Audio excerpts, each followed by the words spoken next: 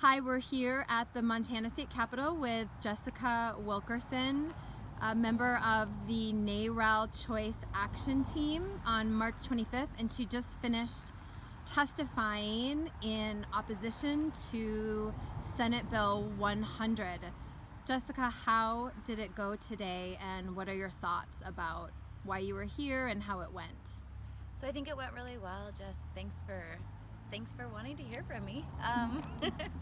SB 100 is focused on providing an optional choice for medical providers to allow women to see an ultrasound prior to an abortion.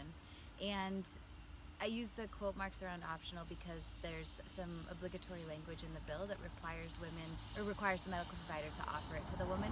It does not require the woman to look at it, but within that offer that would be required, there's a really large opportunity for the woman to feel shame, to be made to feel shame that's not coming from inside of her own decision-making process, her own spiritual process, her own pragmatic process. It's just coming from, it could potentially be coming from the doctor. It's certainly coming from the people that introduced the bill and wanted it to be passed, and certainly coming from a lot of the proponents of the bill.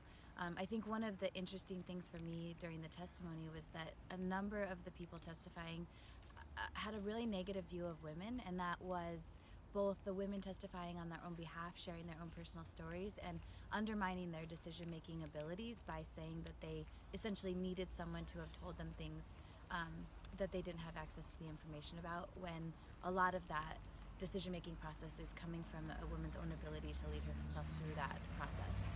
And the men that were testifying were talking, I mean, literally saying that women just didn't have the ability or the tools or the internal fortitude to make these decisions for themselves, and really were like condescendingly offering a hand up. So I think while, especially in comparison to some of the other bills that have been introduced this legislative session, it seems a little bit minor, or maybe like it wouldn't be the end of the world if it passed. I think ultimately it really gets to the fundamental discussion, which is, do we trust women to make decisions for themselves? And I emphatically trust women. I trust myself. I trust my colleagues. I even trust the people that don't yet trust themselves. And so I came here today to speak for that. Thank you, Jessica. Thank you.